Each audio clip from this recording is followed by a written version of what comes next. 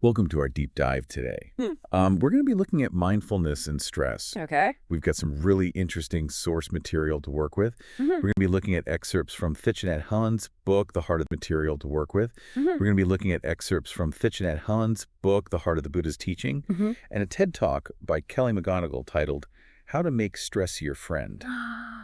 Okay. So have you ever considered that stress might not be the enemy? That's a really good question.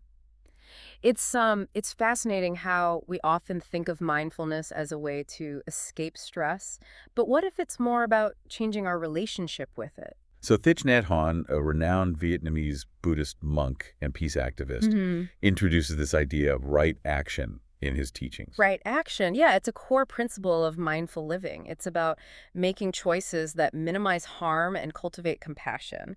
And not just for others, Yeah. but for ourselves too. It makes you think, doesn't it? How many of our daily actions truly reflect this principle? Yeah, and he connects this idea of right action to the 5 mindfulness trainings, which are guidelines for ethical conduct in everyday life. These trainings sound really intriguing. Could you elaborate on them a little bit? Absolutely. So the first training focuses on reverence for life, Okay. emphasizing the avoidance of killing or causing harm. Mm-hmm. The second is about generosity, Okay. cultivating a spirit of giving and sharing. Mm-hmm. And the 5th training is about mindful consumption. Mindful consumption. That's an interesting concept. Does that mean we need to be mindful of everything we consume, not just food, Yes. but also like Yep. things like what we watch? Yes. Or the conversations we engage in? Exactly. Yeah. Precisely. He highlights that even things like violent media or negative conversations can plant harmful seeds in our consciousness. Just like unhealthy food can harm our bodies, these mental toxins can really impact our well-being. He uses a powerful example of a woman in London who enjoys 2 glasses of wine a week Okay. and didn't see it as harmful. Mm-hmm. Thich Nhat Hanh challenges her by asking if it might be affecting her children, Right. even if she didn't feel a direct impact. It really underscores the ripple effect of our actions. And in this story, this woman ultimately decides to embrace the 5 mindfulness trainings. Wow. Not just for herself, but for her children and wider society. It's a beautiful illustration of how right action goes beyond individual choices. Yeah. It's about recognizing our interconnectedness Yeah. and acting in ways that benefit everyone. Now, we can't talk about mindfulness without addressing the elephant in the room, stress. Our modern lives are full of potential stressors, from work deadlines to relationship challenges to the constant influx of information. And that brings us to Kelly McGonigal's TED Talk, How to Make Stress Your Friend. She starts by confessing that she spent years teaching people that stress is harmful. Okay. And now she believes that that might have been detrimental. Wait, so believing that stress is bad for you can actually be bad for you. How does that even work? Well, that's the mind-blowing part. McGonigal cites a study that followed 30,000 adults for 8 years. The people in the study who experienced a lot of stress and believed it was harmful to their health had a 43% increased risk of dying. Wow, Yeah. that's a significant increase. But what about the people who experienced high stress but didn't view it as harmful? Okay, well, here's the incredible part. The people who experience a high amount of stress, but did not view it as harmful, were no more likely to die than those with low stress. In fact, they had the lowest risk of dying of anyone in the study. So just changing your mindset about stress can actually change your body's response to it. That's exactly it. It's the power of our perceptions. And she highlights another study where participants were put through a stressful social situation. Some were taught to reframe their stress response as helpful. Okay. So instead of seeing a pounding heart as a sign of panic, they were encouraged to see it as their body preparing for action. So their physical symptoms were the same, but their interpretation of them changed. Did that actually lead to any physical differences in how their bodies responded? Yes. In a typical stress response, your heart rate goes up and your blood vessels constrict, which over time can lead to cardiovascular problems.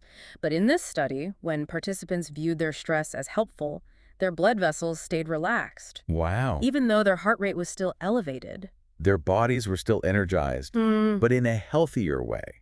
So it's not just about feeling less stressed. Right. It's about our bodies physically responding differently. That's incredible. It is. And McGonigal even points out that this healthier cardiovascular profile resembles what happens in moments of joy and courage.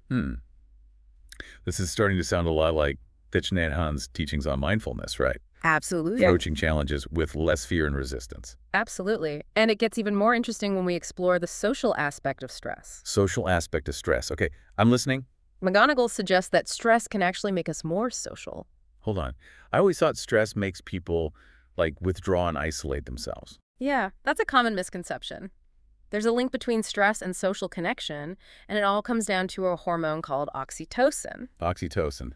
Isn't that like the cuddle hormone? The one that's released when you hug someone? Yeah, that's one aspect of it, but oxytocin actually plays a much larger role. It fine-tunes our brain's social instincts, it primes us to strengthen close relationships, it makes us crave physical contact with loved ones, enhances empathy, and even increases our willingness to help and support others. So it's like our biology is telling us to connect when things get tough. And here's the surprising part.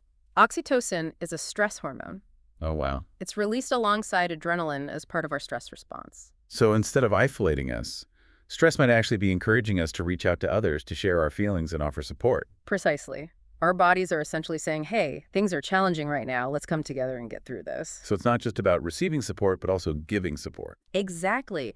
And that's where the health benefits of oxytocin really shine. It acts as a natural anti-inflammatory. It helps blood vessels stay relaxed during stress, and it can even help heart cells regenerate and heal from stress-induced damage. Wait, so this cuddle hormone actually strengthens our hearts. It does. And all of these physical benefits are enhanced by social contact and support. When we reach out to others under stress, whether it's to seek support or offer support, we release more oxytocin, making our stress response healthier and helping us recover faster. This is reminding me of Thich Nhat Hanh's concept of right action. Could these acts of kindness and support be considered a form of right action in response to stress? That's a beautiful insight. It suggests that cultivating a compassionate and connected response to stress might actually align with these principles of mindful living. This makes me wonder, is there any research showing that helping others actually makes us more resilient to stress? There is. McGonagall describes a study that tracked about 1,000 adults, asking them about their stress levels and how much time they spent helping others in their communities. And they followed these individuals for 5 years. Okay, what does they find? Well, they found that for every major stressful life experience, things like financial difficulties or family crises, the risk of dying increased by 30%. Wow, that's a scary statistic. Yeah. But I'm hoping there's a silver lining here. Oh, there is. The people who spent time caring for others showed no stress-related increase in dying. Zero caring created resilience. That's amazing. Yeah. So even when we're facing serious challenges, helping others can protect us from the negative health effects of stress. It speaks to the interconnectedness of our well-being. When we care for others, we're not just helping them, we're helping ourselves too. This is a powerful reminder that we're not meant to face tough times alone. Reaching out, connecting, offering support. These aren't just nice gestures. They're essential for our well-being. It really challenges that narrative that stress is something to be avoided at all costs. What if we embraced it as an opportunity for connection, compassion, and growth? That's a huge shift in perspective. What would a mindful approach to stress look like? How do we cultivate resilience and compassion when everything just feels overwhelming? Well, Thich Nhat Hanh offers guidance through practices like conscious breathing, mindful walking, and deep listening. These tools can help us create space between ourselves and our reactions, allowing us to respond to stress with more awareness and intention. So instead of being swept away by anxiety or frustration, we can use mindfulness practices to ground ourselves and choose a more skillful response. Exactly. That response might involve reaching out to a loved one, engaging in a calming activity, or simply acknowledging the stress without judgment and allowing it to pass. It's like training our minds to see stress as a wave, something that rises and falls rather than a solid, permanent state. A beautiful analogy. And just like a wave, we don't have to let stress drown us. We can learn to ride it, to navigate it with more grace and ease. In that study, we're helping others buffer the negative effects of stress. What kind of helping did they observe? Did it have to be grand acts of service, or could simple, everyday kindness make a difference? It was really everyday acts of kindness, things like helping out friends and neighbors, or running errands for someone who's sick, lending a listening ear, or volunteering in the community. So it's not about being a superhero. It's about integrating these small acts of caring into our everyday life. Yeah, exactly. It's an empowering message because it means we all have the capacity to cultivate resilience and well-being, not just for ourselves, but for others through these simple acts of kindness. It's incredible how mindfulness and right action and stress resilience all seem connected. Yeah, it all starts with a shift in perspective. When we can view stress as an inevitable part of life, even as a catalyst for growth and connection, we open ourselves up to a whole new way of being. So instead of fearing stress, we can learn to kind of dance with it, to use it as fuel for compassion and action. It's a radical shift, but one that can profoundly transform our lives. This has been such an insightful conversation.